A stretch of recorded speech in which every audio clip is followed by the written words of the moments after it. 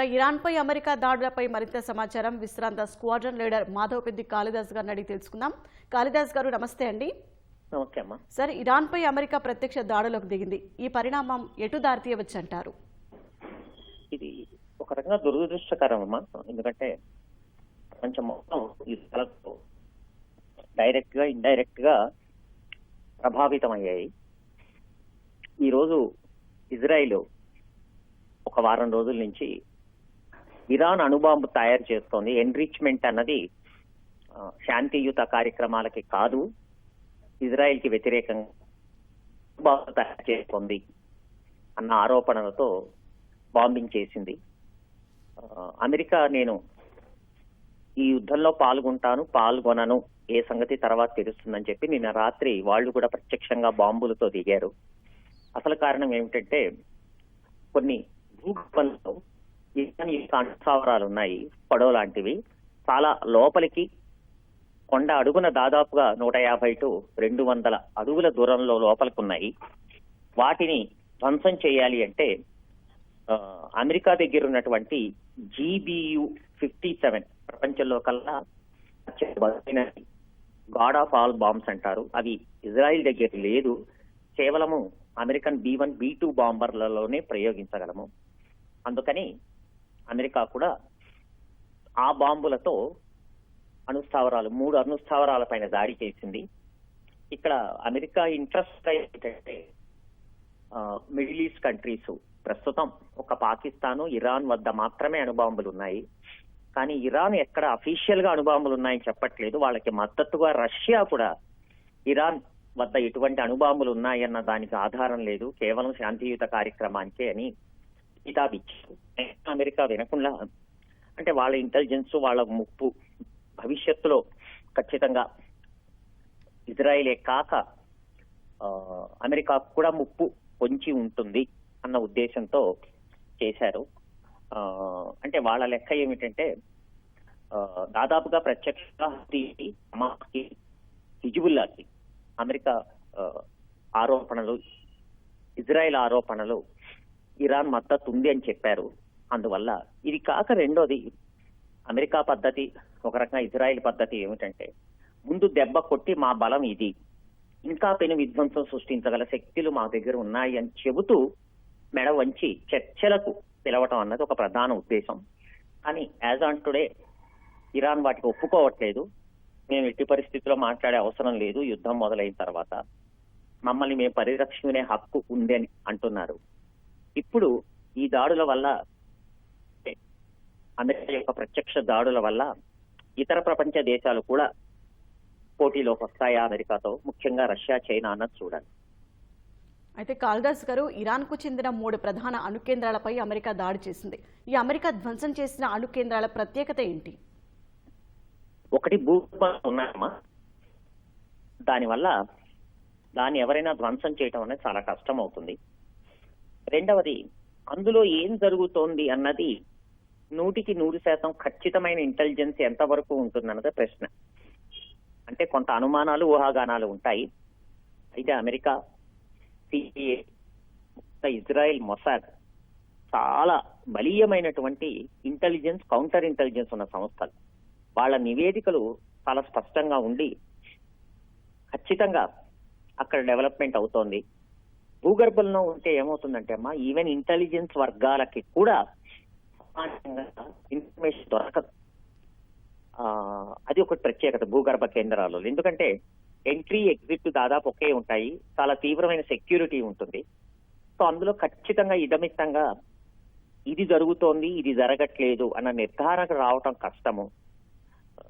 అయితే వీళ్ళ ఏమిటంటే సామాన్యంగా శత్రు దేశాలు, అడ్వర్సరీ అంటాం కదా, ఈ అణు కేంద్రాలు ఇంటర్నేషనల్ అటామిక్ ఎనర్జీ యొక్క పర్యవేక్షణలో ఉన్నాయా లేదా అన్నది తేలాలి. దానివల్ల ఉంటే ఆ ఎక్స్పర్ట్స్ వచ్చి ఇది కేవలం శాంతియుతంగా అవుతోంది, విద్యుత్ రంగానికి, ఇతర అభివృద్ధి పనులకు మాత్రమే అవుతోంది కానీ ఎవరు ఏ అణు ఫిషన్ అనేది సాధించగలిగితే అది బాంబుగాను మలచచ్చు, విద్యుత్ ప్రొడక్షన్ కి, ఇతర అభివృద్ధి కార్యక్రమాలకి చేయొచ్చు. సో ఎప్పుడైతే భూగర్భంలో ఉంది అనగానే కొంత అనుమానాలు వస్తాయి.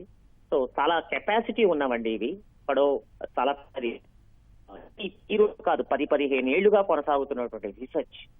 అందువల్ల ఇరాన్ కున్న నేపథ్యంలో ఈ 3 టెర్రరిస్ట్ ఆర్గనైజేషన్ ఈ రోజు, బట్ మిగతావి కూడా ఉండవని గ్యారంటీ ఏం లేదు. అల్ ఖైదా కానివ్వండి, ఐసిస్ కానివ్వండి. సో ఈ తీవ్రవాద గ్రూపులకి పరోక్షంగా కానీ ఇరాన్ యొక్క ఈ అణుబాంబులు తయారు చేసే సామర్థ్యం ఉండి దాన్ని న్యూక్లియర్ వార్ హెడ్స్ గా మార్చిన తర్వాత వీళ్ళ చేతిలోకి వెళ్ళదన్న గ్యారంటీ ఎవరు ఇవ్వలేరు ప్రపంచంలో. వాళ్ళ చేతిలోకి వెళ్ళిన తర్వాత ఇజ్రాయెల్ మీద కానీ, అవకాశం వస్తే అమెరికా మీద కానీ ఆటం బాంబ్స్ ఇవ్వరు. అందుకే వీళ్ళ భద్రత దృష్ట్యా అది దురాలోచన కావచ్చు. ఏది ఏమైనా ఇరాన్ యొక్క ఈ కార్యక్రమాన్ని ఎట్టి పరిస్థితుల్లో ఫర్దర్ గా కొనసాగించము అన్న లెక్కలోనే ఉన్నారు. మరి ఆ సంగతి మీద ఓవరాల్ గా ఒక ప్రత్యేకమైన పూర్తి ఎంతవరకు ఉండాలి, ఎంతవరకు ఉండకూడదని తెలియదాకా బహుశా వీళ్ళు దాడులు చేస్తూనే ఉంటారు. అయితే కాళిదాస్ గారు, తమ అణుకేంద్రాలపై దాడి జరిగినట్లు ఇరాన్ అధికారిక మీడియా అంగీకరించింది. అయితే నెక్స్ట్ ప్రతిస్పందన ఎలా ఉండే అవకాశం ఉంది? ఒకటమ్మా, ఇరాన్ నుంచి అమెరికా 11,500 కిలోమీటర్ల దూరంలో ఉంది కనుక ఆ 11,500 కిలోమీటర్ల దూరంలో ఇరాన్ ని దాడి చేయగలగటం అన్నది ఇరాన్ వల్ల అయ్యే పరిస్థితి కాదు. ఇవాళ ఇజ్రాయెల్ మీదే దాడులు ఎక్కువ అవుతాయి. మీరు చూస్తే 90 దశకంలో ఇరాక్ కువైట్ మీద దాడి జరిగి చేసిన పక్షంలో అమెరికా ఇరాక్ మీద దాడి చేస్తే తిరిగి అమెరికా మీద చెయ్యలేక ఆ రోజు ఎటువంటి సంబంధం లేని ఇజ్రాయెల్ మీద స్కడ్ మిజైల్స్ ఉపయోగించింది. సో ముందు దెబ్బ దొరికేటువంటి దగ్గరలో 1800 కిలోమీటర్స్ దూరంలో ఉన్న ఇజ్రాయెల్ మీద దాడి చేస్తూనే అవుతాయి. అయితే రెండోది మధ్య ఆసియాలో, ముఖ్యంగా ఇరాక్, సిరియా చుట్టుపక్కల వాటిల్లో అమెరికా యొక్క స్థావరాలు ఉన్నాయి.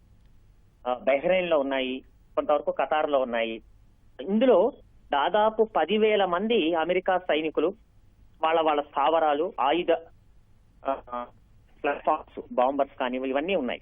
వాటి మీద దాడి చేసే అవకాశం ఉంటుంది. అంతకన్నా ఆప్షన్ లేదు ఇరాన్ కి. ఎందుకంటే దాని రీచబిలిటీ ఏదైతే ఉన్నదో మిజైల్స్ ద్వారా 3,500 5,000 కిలోమీటర్ల వరకు ప్రయోగించే మిజైల్స్ కూడా ఉన్నాయి. అందులో కొన్ని హైపర్సోనిక్ ఉండొచ్చు. అయితే ఈ మధ్యాహ్నం ఉన్నటువంటి అమెరికా దళాలు వాళ్ళ సైనిక స్థావరాలకి ఏ మేరకు ప్రొటెక్షన్ ఉన్నది అంటే ఎయిర్ డిఫెన్స్ అంటాము. ప్రొటెక్షన్ లేకుండా అయితే అమెరికా రాదు. వాటిని ఛేదించుకొని అమెరికా సైనికుల పైన దాని రీచబిలిటీ అంటే ఇరాన్ కి అందుబాటులో ఉండగలిగే ఒకవేళ సుమారు యావరేజ్ 3,000 కిలోమీటర్ల లెక్క తీసుకుంటే మిజైల్స్ ద్వారా అమెరికా స్థావరాలపై అంటే చుట్టుపక్కల ఉన్నటువంటి ముస్లిం దేశాలలో ఉన్నటువంటి స్థావరాలపై, సైనికులపై ఖచ్చితంగా ఇరాన్ దాడికి ప్రయత్నిస్తుంది. అప్పుడు సమస్య ఇంకా తీవ్రతరం అవుతుంది.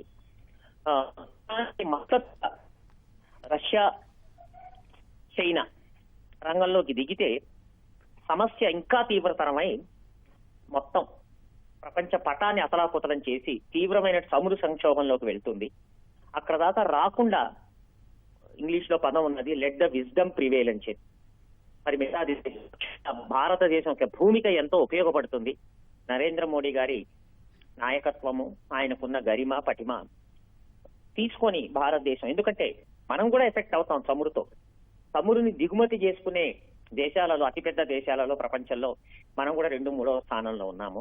సో ఇక్కడ రెండూ ఉన్నాయి. మనం కూడా చొరవ తీసుకొని ఈ సంక్షోభానికి, ఎందుకంటే మానవతా దృష్ట్యా కూడా ముఖ్యంగా చూసుకుంటే చుట్టుపక్కల హమాస్, పాలస్తీనా, గాజాలో చాలా యుద్ధం కారణంగా కేవలం సైనికులు, ఆయుధాలు, ఆయుధ కర్మాగారాలు, అణుకేంద్రాలే కాక మానవతా దృష్టి కూడా చూస్తే అమాయక ప్రజలు చనిపోతున్నారు. ఎక్కడికొక్కడికి విజం షుడ్ ప్రివేల్. కూర్చొని చర్చల ద్వారా సమస్యని శాంతియుతంగా పరిష్కారం చేయటంలో దోహదపడాలి. కాకపోతే ఒక పక్కన ట్రంప్ నేను శాంతి నోబెల్ ప్రైజ్ అంటూనే యుద్ధం మొదలెట్టుతున్నారు. అది అలా అంటే వైఖరి కనపడుతోంది.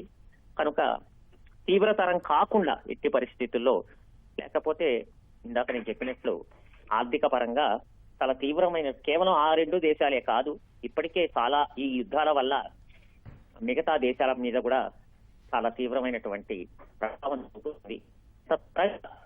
ఇది ముగిస్తే ప్రపంచ మానవాళికి, ఆ దేశాలకే కాక ప్రపంచ మానవాళికి కూడా ఎంతో ఉపయోగపడుతుంది. రైట్ సార్, ధన్యవాదాలు సార్.